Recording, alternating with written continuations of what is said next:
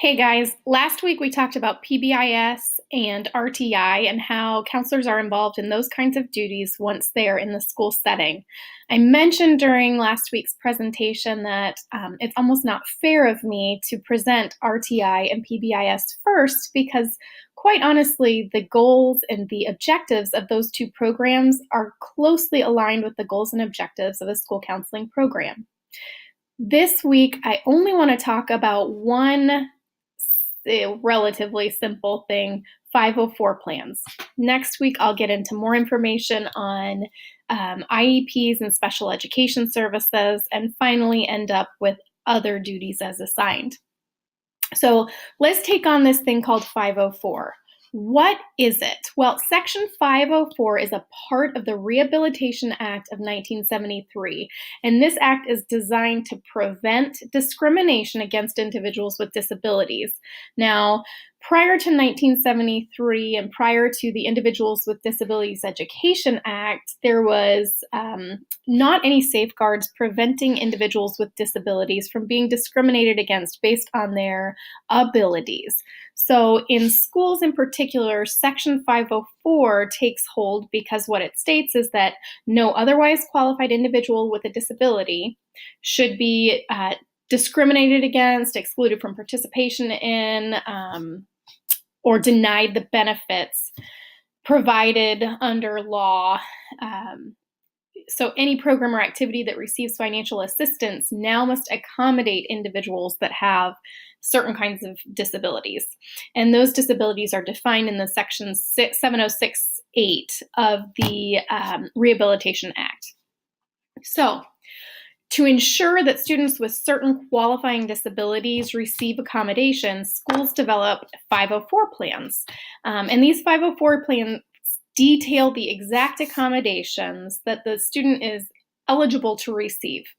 So schools are required by law to honor these accommodations. The 504 team itself usually consists of the parents, the teachers, and the 504 coordinator. However, there's really nothing anywhere that states, at least in legal terms, who must be on that 504 team. So it can be a broader range of participants, and it can also be a smaller range of participants. Usually this is held by school policy. So whatever school policy or even just normal protocol from past 504s carries, that's usually what takes the format of 504s in the current school environment. So check out your school policy, and if nothing else, communicate with the school counselor and figure out how it's typically done in the school, and that's usually how it will continue to run, unless of course you see something egregious occurring, in which case you obviously want to try and change it, right? So students with the 504 plans remain in their regular education setting. And this is very important because this is how the 504 differs from special education and IEP goals. A 504 is designed to accommodate, not modify. What this means is that the curriculum will remain the same for that student, but we will make certain accommodations to allow that student to be successful. Some example accommodations. We've got students that may have vision impairments who are able to keep up with the regular education curriculum. They're able to read just as their same age peers may be able to read, but maybe the glare of the computer screen or the glare of a white page and black print is distracting to them. And based on whatever qualifying disability they may have, if they're vision impaired and there's been a recommendation from a doctor, for example, saying, you know, this student would benefit from having a different kind of print or a large scale print. So the 504 then accommodation would be maybe that the student has highlighted textbooks or a set of textbooks that he or she can keep in order to highlight themselves. They may have a certain kind of paper, a colored paper that they have for class assignments. I know sometimes the white and black glare for certain students is just really too much for their eyes. So sometimes blue paper with black print is a more manageable print to read. They might have large print papers. They might have certain kind of technology aids. I've even seen a modification that required or allowed a student to use a certain kind of grip on their pencil. There's 504s that say that students can have preferential seating in the classroom. They can have teacher's notes for lectures. They can have a peer note taker. They can have an extra set of books at home. They can have a hall pass to leave class early, et cetera, et cetera, et cetera, whatever the needs are relating to that student's disability. I had a student one time that had been diagnosed with PTSD symptomologies due to some residual abuse that he had suffered as a younger infant. And this student had certain triggers that had been identified. And when these triggers occurred, he'd really have a difficult time kind of managing and maintaining.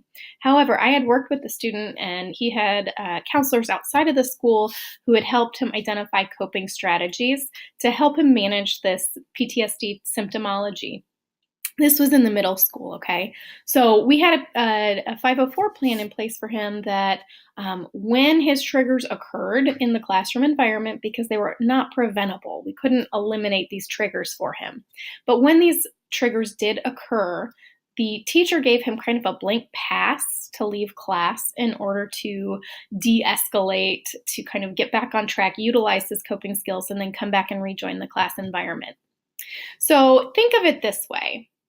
If you are in a school environment and there's a kid who's struggling to succeed and there's just something that we could tweak about the way that the school operates or the curriculum may be presented to the student in a different way, then we, under 504, make accommodations for that student to be successful. However, it differs from special education because in special education settings, we actually modify the curriculum. We change the way that the standards are actually presented to the student. They may not have the same standard as students within the regular education setting, or they may be in a more restrictive environment. They may not be in the general education setting. Now, 504 usually does not provide extra resources like an additional staff person to be present with the student. That, if a student needs a paraprofessional to be present in a classroom, that really has to go through the special education programming. So how are school counselors involved in 504? Once again, there's no set standard. It's not universal. It varies by district. It varies by individual as well. So school counselors are sometimes tasked with coordinating the entire 504 program for their school. And what this involves is planning and holding the 504 meetings. So first getting the notification that a student may need some accommodations, and then gathering the stakeholders that I talked about previously to come in and to talk about the accommodations that would benefit the student, then actually writing out the 504 plan and then ensuring compliance with the modification, making sure that all of the teachers are aware of the modifications and making sure that each teacher is following through on those accommodations. Although not required by law, most policies require that, or most schools, require that 504 meetings are held at the beginning of each school year and that the 504 plan is revised and reviewed so that everyone is aware of the kinds of accommodations that student receives. Some schools will require that a 504 plan, a 504 meeting be held anytime the student's schedule changes or at the end of the year as well. So if you're in a high school or a middle school, think about how you may be on a quarter or a semester system. Every time that schedule changes for that student, they may have new teachers. And so those new teachers need to be aware of what the student's accommodations are. As you could see, if you have 20 students in a high school setting on a 504 plan, just 20, and those 20 students are on a quarter system, and you need to have a 504 meeting every single time the schedule changes, you are suddenly having 80 meetings a year for those 20 students, right? It's a little overwhelming.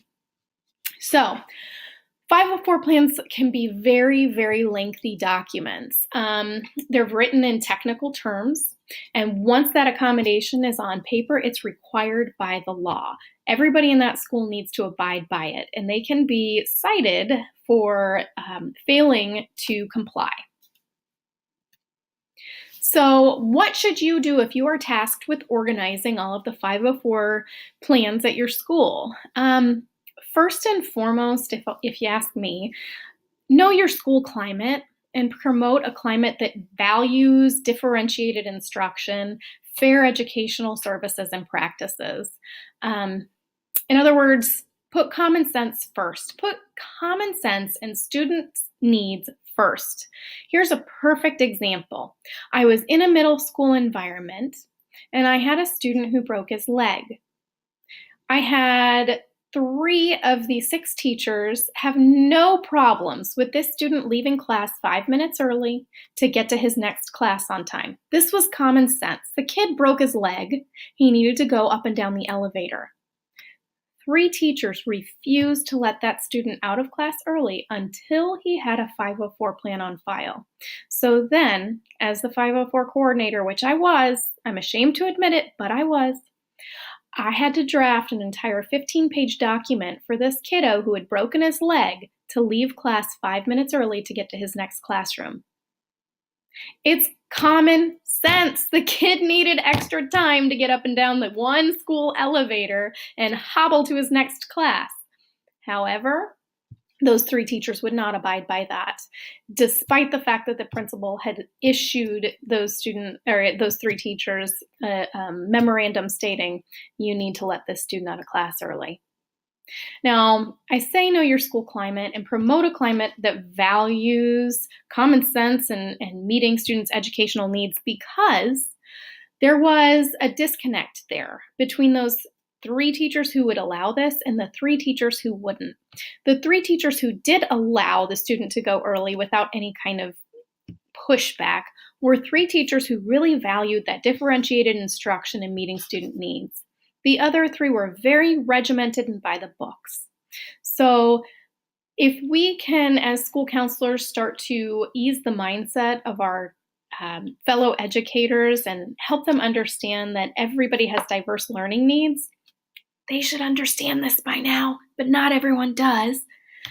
We can start to promote some of those common sense practices and avoid putting extra work on ourselves. Some other ideas. I had a student one time who had bladder and kidney infections frequently in the elementary school. And so the teacher was just supportive of that. The parent contacted me and said, I don't know what to do. I said, let's just talk to the teacher first. And the teacher said, oh, sure. If she needs to use the restroom more frequently, I will allow her to use the restroom more frequently. That is not a big deal to me. Now think about when that kiddo gets to the middle school, though. So if this kiddo is in 5th grade and about to transfer over to the middle school, I'm going to call that parent as a 5th grade counselor, and I'm going to get that parent inside my school, and I'm going to say, all right, it's time to put this on paper and document it, because that 504 plan travels with the student. It goes with the student to the next grade level. And I don't know if those teachers at that middle school are going to value and respect the fact that this student occasionally needs to use the bathroom more frequently. So I put that on paper so that by the time that student gets to that middle school, that student is able then to take advantage of those 504 services. There is no stigma attached to a 504 plan. However, there are some educators who don't fully understand it. Again, with a 504, we're just trying to put in place some strategies, ideas, techniques to help students be most successful. I tell you all this because really you just need to understand your school climate and understand who your kiddos and your school are, because there's some schools where you can just do the right thing by kids, and there's other schools where you're going to have every little accommodation documented. Know your school. Another thing you want to do is use data to examine the effectiveness of the 504 accommodations and delivery. This is already part of our IEP goals, but it's not necessarily something that's part of our 504 programming. We put in place accommodations, but we don't necessarily follow up on them. So make sure that you're doing so and that you're using data to monitor how students are progressing by using these accommodations. If there's no benefit and you demonstrate that, then you know what? Maybe there's a more effective approach. If there is a benefit to the accommodations, stay the course. But now you have data to document and prove it. Here you were thinking I was going to tell you, if you are the 504 coordinator, push it all off on someone else. Honestly, y'all, this is one where I see so many school counselors tasked with it. It has become part of the daily role of school counselors. So when you do this, I want you to do it effectively. Perhaps you'll be in a school environment that's got multiple resources, and you'll have some kind of teacher that's able to take on the role of 504, or you'll have a special education director that might be able to take this on. If that's the case, bravo, that's wonderful. Try to sit in on some of those 504 meetings so that you understand what it looks like. However, let that person handle it. If not, get with your district coordinators of student support services, whoever that might be or whatever that title may be. Figure out what your district uses for the 504 formatting and planning, and learn through observation if possible, okay? Now, other ideas to help you with 504. Use your resources. So figure out who the stakeholders are in your building. You don't need to do everything.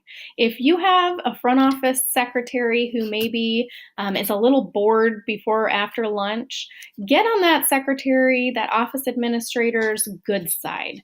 Bring them lots of cookies. I don't know. Do whatever you can to support them so that when you do have 504 planning to do, ask politely if that individual could maybe take the time to schedule those meetings so that you don't have to. Use technology to your advantage. You know, there's formats in place. You don't have to recreate the wheel. You can do this. Finally, use 504 meetings as an opportunity to get to know your families and to counsel with them. It's a great chance to know students you may not otherwise get a chance to know. Oops, that takes us to next week. There's a little preview for you.